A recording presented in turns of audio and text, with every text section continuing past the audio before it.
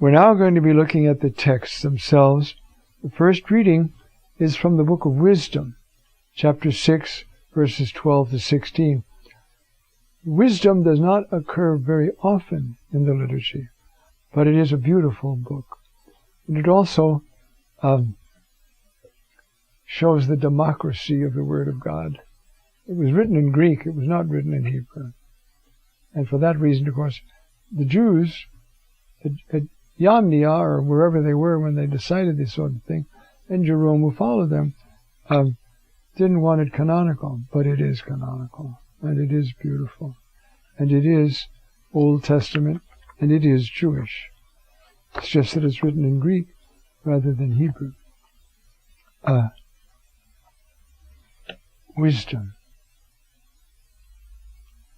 I'm going to try to develop some of that for you, what that really means. But we'll begin first with our text, okay?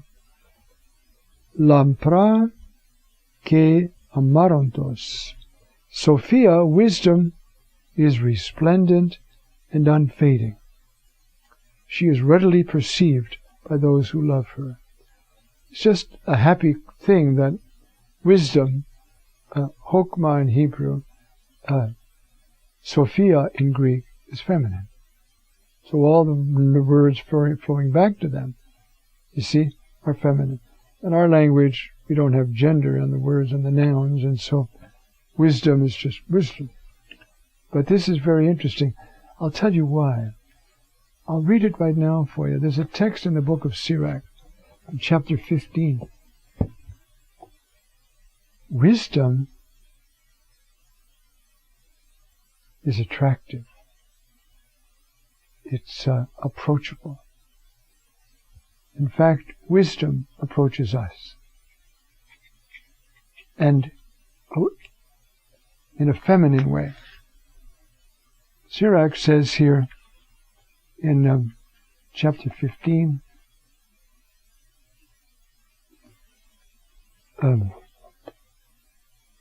he who fears the Lord will do this, all the things he's been describing, fidelity to the Lord, because there's no wisdom unless your life is in order.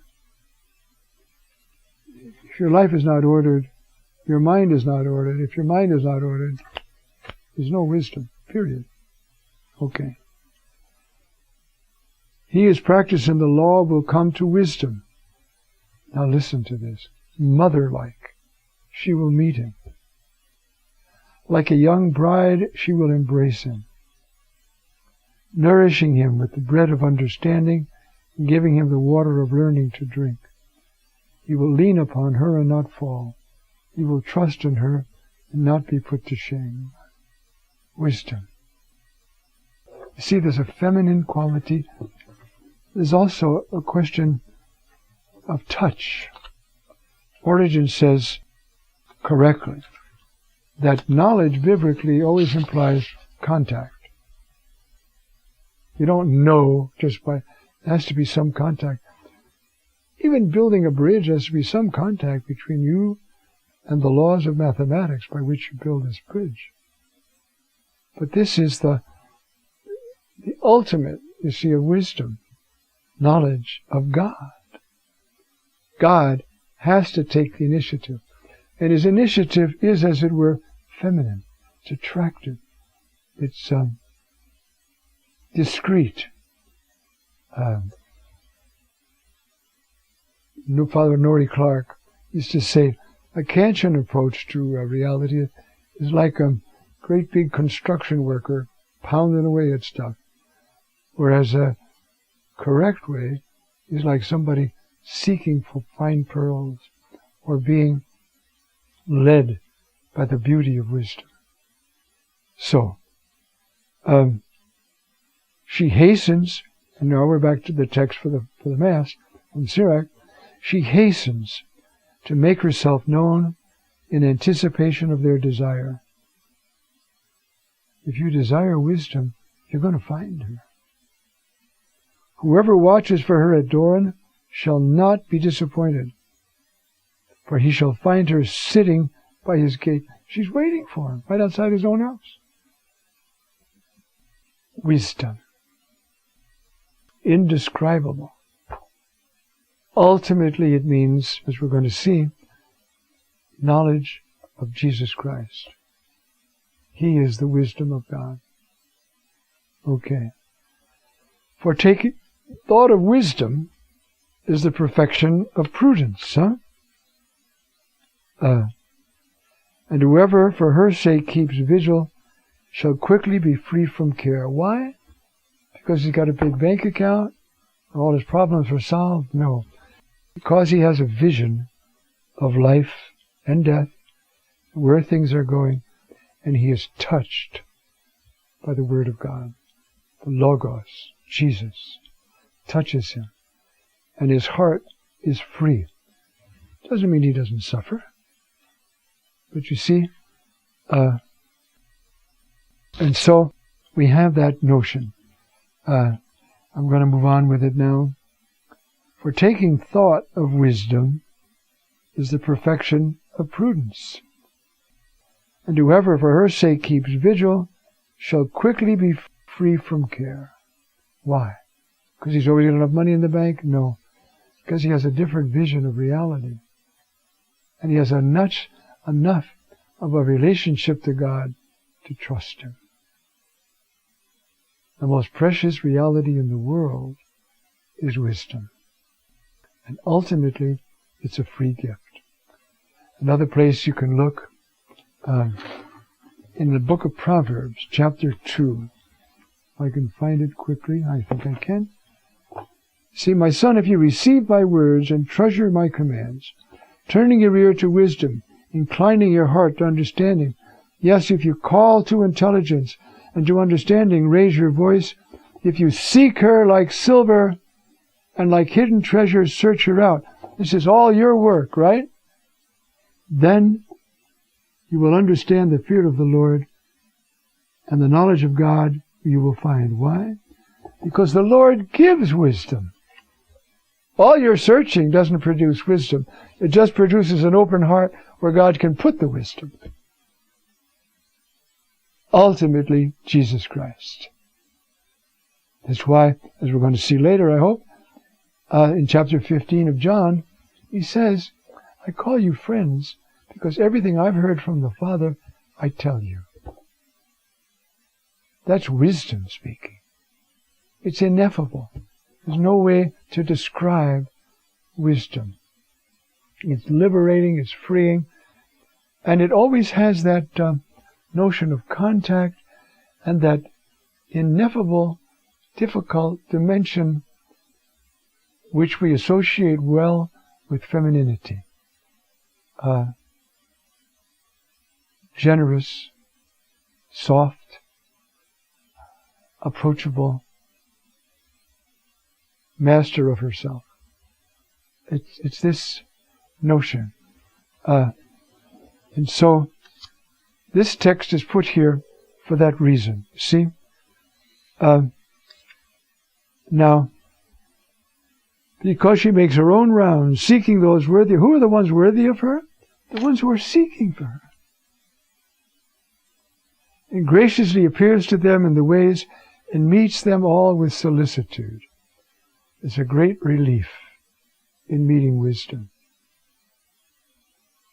And that's why you see, from another angle, how much of the Mariology of the centuries draws from wisdom. She's the seat of wisdom. We have a Mass in honor of the seat of wisdom. She meets them with all solicitude. And so, that's the way our text goes. I didn't mean to rush through it, but I want to look at the Psalm a little bit today. It's Psalm 63, because, you see, the secret of wisdom is desire. Desire. And if the Lord stirs up in you such a desire that you say, Lord, I will get rid of any sin, any fault, anything you want, I'll get rid of out of my life, if you will only let me know you better, which is wisdom. It's a pull. It's a desire. And that's a gift. You see? This is the way the psalmist describes it. This is Psalm 63. Elohim Eli, God, my God, you are the one I seek. For you my flesh pines and my soul thirsts. My whole being, even my body is unhappy, not knowing you. You see? Like the earth parched, lifeless and without water. That's what I'm like without you. I eat, I drink, I talk, I go to work. But I'm dead without wisdom. It's wisdom. You see? And that's why it just happens, but the word in Latin for wisdom is sapientia, which is linked, by sound at least, with the words that mean savor, to taste. You see? Gustate et videte. Gustare is a different word than sapere, but it's the same notion. Okay. Now, so my soul is thirsting for you, O God. Thus I have gazed on you in the sanctuary to see, you see, your power and your glory. That's marvelous, isn't it? To see your ooze, your power. And everybody by now must know this word for glory, right? Kavod. Your kavod. I want to see it. You know? I'm tired of hearing about you. I want to know you myself. Okay, until I die, I'll always be hearing from you in the scriptures, from the saints, from the teaching of the church. I got to hear from you. But I don't want just that. I want to know you. You see? For your kindness is greater than life, and my lips shall glorify you. Thus I will bless you while I live. Lifting up my hands, I will call upon your name. And now what happens? As with the riches of a banquet, so shall my soul be satisfied. With exalted lips, my mouth shall praise you. I don't know why, but going through my mind at that moment is the account of how many martyrs being tortured were just ravished by the beauty of God. That's what meant more to them than their pain. You see? I'll remember you all night, and in the shadow of your wings, I'm protected. I'll shout for joy. You see this desire for wisdom. And wisdom, you see, mother-like, she comes to meet him. You see? And this is Jesus. And so, this psalm is celebrating the desire and expressing the desire for wisdom. Desire is the key. We are what we desire. That's who we are. If we desire God, we will become godlike, and He will attract us, and pretty soon be so appealing that we forget about everything else. That doesn't mean we walk around in a stupor. It means, as St. Thomas will say, wisdom is judging everything in the light of the highest cause, which means judging it from an experience of the Trinity.